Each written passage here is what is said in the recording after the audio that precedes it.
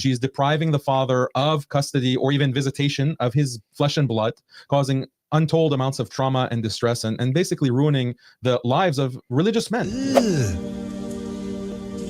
Brother, what's that? Mashallah, brother. Assalamu alaikum, welcome back to my channel. My name is Aiz. If you are new to the channel, please consider a subscribe. Turn on that notification bell so that you can keep up with my regular uploads. And then of course, to support this channel further, please check the links in the description.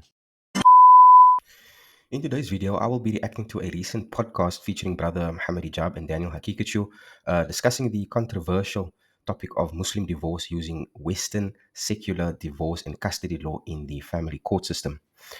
I think we are coming to understand that the family court system with its current divorce and custody laws are being used by women in a perhaps sinister way.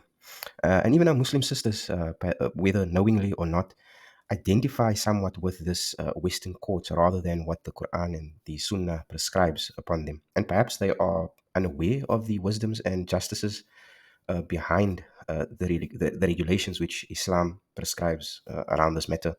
The family courts, as we know it today, favor this feminist ruling, which has now placed even Muslim sisters in a position for which they can now threaten their husbands or ex-husbands with their children, their wealth, and perhaps other assets as well.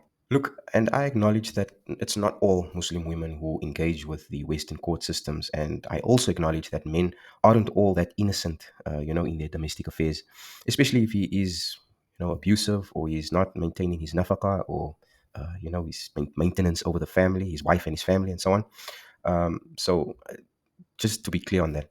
So let's see what brothers Mohammed Hijab and Daniel Haqiqatjou have to say about this issue.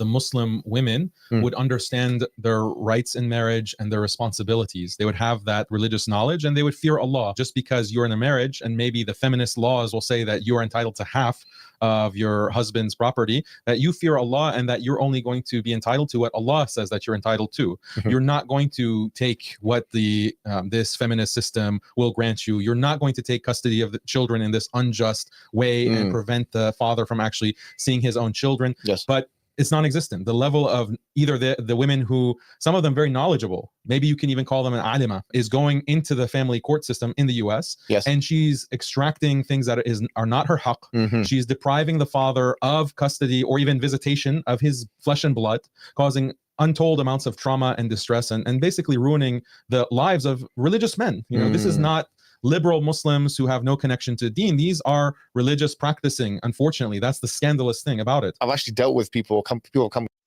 So this is interesting because, I think a lot of men are being exposed to the nature of women, knowing that the Western secular family court system kind of like backs them in this way, in an unjust way. And so I think even amongst Muslim men, they are particularly becoming less interested in marriage, which is quite a troublesome thing. Within the Islamic context, a family can't be established if it's not through marriage, right? And unfortunately, our Muslim men are simply becoming less interested, knowing this, right? With the prospect that women can play around with these types of things concerning the Western secular family law system. I'm crying in a very hard, mentally troubling time, asking, what can I do with the situation? They want to know their rights. They want to see their children. It actually enrages me, I'll be honest with you, bro. It's one of the worst things. And let's just put this on the table. When someone does this, they are doing some of the gravest sins in Islam. The first couple of pages of the Quran condemns these actions, the ones who break what Allah has ordered to be united. And the Prophet Muhammad ﷺ said that someone who tries to cut ties of kinship will not enter Jannah. This is one very interesting hadith where the Prophet ﷺ was reprimanding and scolding a type of people, the ones who cut between people who love each other. For a woman to do this, it's actually not for her children. She's doing this for herself, because if it was for her children, she'll know, Daniel, that this is not in the best interest of her children. Like one specific thing I think that the Muslim women do, this is the sad. Certainly, and children being the one aspect which I think a woman should consider, nonetheless, because within Western society, women are actually promoted to have this type of natural strength, this type of independency that ensures them this kind of like force to be reckoned with, if you get what I'm saying. And so the way the laws are within the West kind of like promotes this. It doesn't. Men and women don't fit like a glove almost. So there's going to be this types of clashes between a husband and a wife. And with regards to the children, which was my original point, yeah, the children are not any way considered almost when it comes to what it is that she wants out of getting this divorce, or pushing towards the divorce using the Western laws. And then of course we understand that this kind of like really affects the man negatively, in the sense that the courts can allow that he might not have access to his children, his own flesh and blood, and then also his wealth is in jeopardy. So this is the issues. That thing, they'll appeal to Islam and they'll say that Islam has made my husband more of a misogynist because of teachings in Islam. Really? And my husband, recited these verses. They have a patriarchy in Islam. They do that. Yeah, they'll cite things like, oh, he's in favor of the concept of jihad. He's potentially a jihadi, reaches the level of nifaq and kufr. And it's these. It's funny, just on the topic of jihad. I mean, jihad can be expressed in many ways, right? And of course, the conventional form of jihad is that we understand to be, war, battle, and so on and so forth. But in essence, also a man's protection over a woman, which is his responsibility, in fact, within the marriage. That, for instance, if a burglar comes into the house, it would be his responsibility to act first and to defend his wife and his family. This is a form of jihad, isn't it?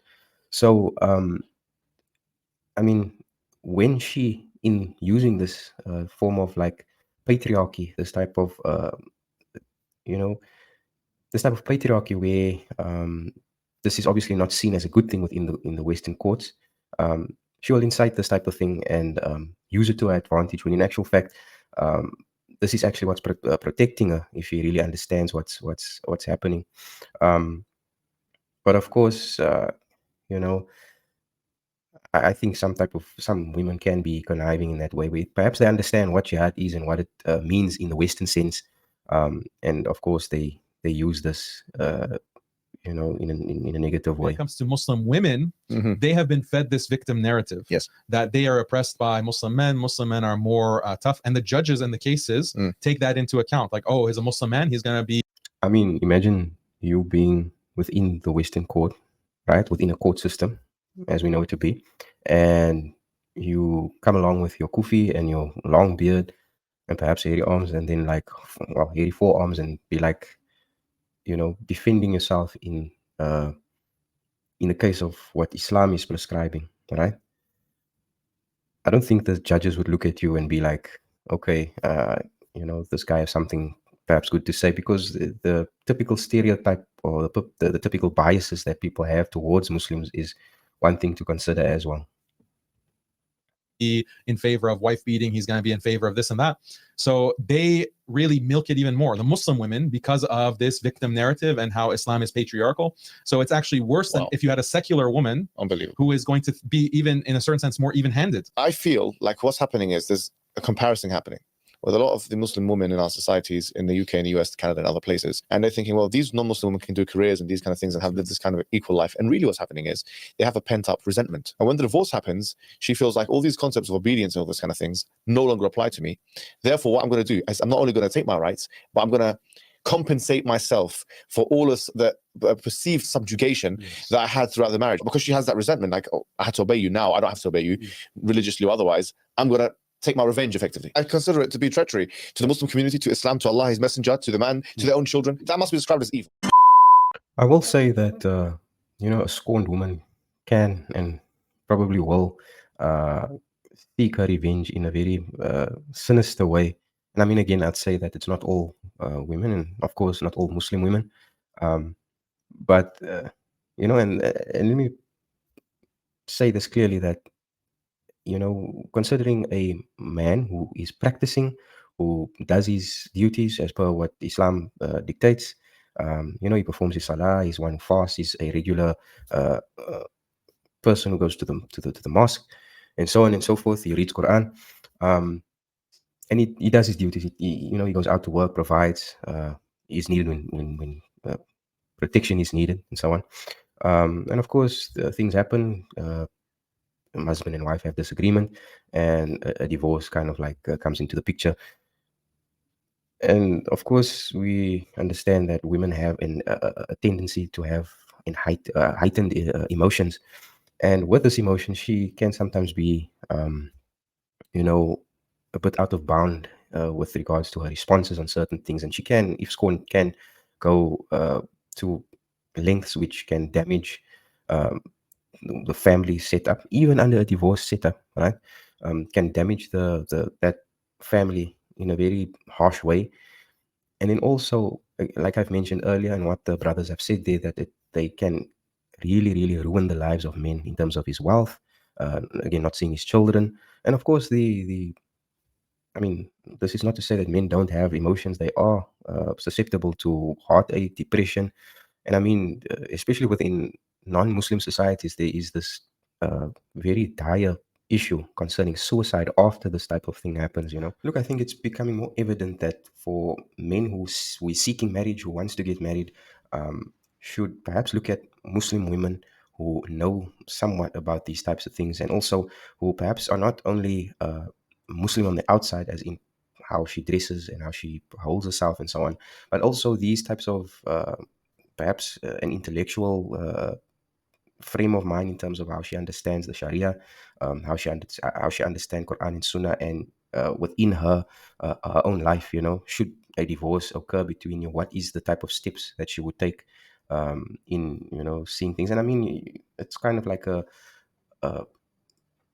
sad thing or a bad thing to discuss, prior to marriage and so on. But it's just the fact that there's so much propaganda and indoctrination of feminist uh, values and ideas within the society that you would perhaps have to see through these things with your particular future wife, let's say. And of course, for women, women should just perhaps strongly stay away from these secular, liberal, feminist ideas, in the sense that when it comes to divorce, the laws will kind of like back her in a way, but in the long run, she would damage her now ex-husband, and of course the children, if it is that she wants to remove the children from his life, and so on and so forth.